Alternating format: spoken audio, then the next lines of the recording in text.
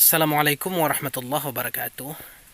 Teman-teman sahabat petani sawit, kali ini saya ingin membahas sedikit tentang uh, cara pemupukan.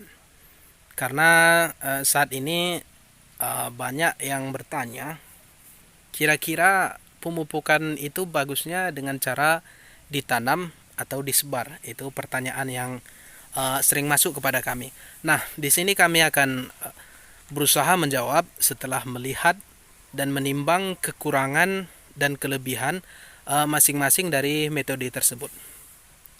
Jadi metode dengan cara disebar dan ditanam itu masing-masing memiliki kelebihan dan masing-masing memiliki kekurangan, teman-teman. Nah, baik, yang pertama memupuk dengan cara ditanam. Kita bahas dulu kekurangannya. Kekurangan yang pertama, kalau memupuk dengan cara ditanam itu, yang pertama boros waktu dan tenaga. Kenapa saya katakan demikian? Karena kalau memupuk dengan cara ditanam itu, dalam satu pokok kelapa sawit itu pasti dibuat 5 titik lubang atau lebih atau kurang dari 5 titik tersebut. Artinya dalam setiap pokok itu kita mesti membuat lubang dan memasukkan satu persatu. Jadi dari segi waktu dan tenaga kita terlalu boros kalau memupuk dengan cara ditanam. Kemudian kekurangan yang kedua, sifat akar itu, akar kelapa sawit itu kan menyebar dia, akar serabut. Jadi kalau kita tanam dalam titik, 5 titik, maka otomatis tidak 100% terserap oleh semua akar tanaman tersebut. Itu salah satu kekurangan dari memupuk dengan cara ditanam. Nah, yang selanjutnya kelebihan dari memupuk dengan cara yang ditanam tersebut, itu kelebihannya kalau untuk lahan miring itu sangat cocok sekali. Kenapa demikian? Karena kalau memupuk di lahan miring itu dengan cara disebar, maka saat datang air hujan, maka itu akan menyerap ke bawah. Jadi yang paling subur sawit di lahan miring itu bagian bawah. Kalau pemupukannya dengan cara disebar. Tapi kalau ditanam 5 titik, memang itulah solusinya kalau di lahan miring. Kalau tidak ada tapak kuda atau tapak kuda, teman-teman paham? Kalau tidak paham nanti saya tulis di komentar atau saya tampilkan fotonya tapak kuda. Jadi kalau di lahan miring itu tidak ada tapak kuda dengan cara disebar, maka itu otomatis akan menyerap ke bawah pupuknya tersebut. Tapi kalau ada tapak kudanya, maka dengan cara disebar itu bagus, tidak akan menyerap ke bawah. Kelebihan yang kedua, kalau memupuk dengan cara ditanam itu, pupuk tersebut tidak akan menguap. Nah, kalau dibandingkan pupuk dengan cara disebar, kalau kita pupuk dengan cara disebar merata tersebut, itu penguapannya cenderung lebih cepat. Umpamanya kita pupuk hari ini dan hari ini tidak ada hujan, besok pun tidak ada hujan. Jadi penguapannya itu lebih banyak dengan cara disebar, menguap pupuknya tersebut. Tapi kalau ditanam itu cenderung tidak ada penguapan. Jadi itu kelebihan memupuk dengan cara ditanam dan kekurangannya.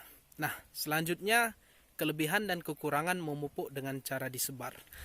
Kelebihan pertama memupuk dengan cara disebar itu, yang pertama adalah waktu dan tenaga kita tidak boros. Kenapa demikian? Karena kalau disebar itu kan dalam satu pokok itu kalau kita perhitungkan tidak sampai 1 menit kalau kita cara menyebar, gampang saja, cepat dia.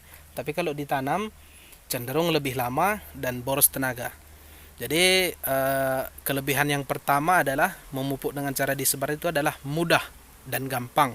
Itu kelebihan yang pertama.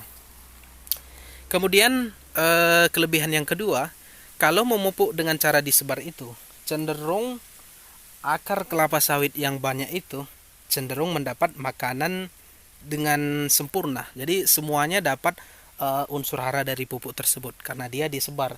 Jadi akar kelapa sawit yang serabut itu menyebar itu akan dapat semuanya kalau kita mupuk dengan cara disebar. Itu dia. Sedangkan kalau kekurangannya, kalau disebar itu kekurangannya hanya satu, yaitu akan penguapannya lebih cepat ketimbang ditanam. Itu saja sih kekurangannya, kekurangan dari pemupukan dengan cara disebar. Nah, kesimpulannya, metode yang mana yang akan kita pilih dalam lahan kita itu tergantung situasi dan kondisi keadaan cuaca. Jadi kalau mau dengan cara ditanam atau disebar, itu lihat dulu kondisi kita. Lahan kita itu lahan miring atau bagaimana. Kalau lahan miring, tidak ada tapak kudanya, maka dengan cara ditanam itu adalah pilihan yang tepat.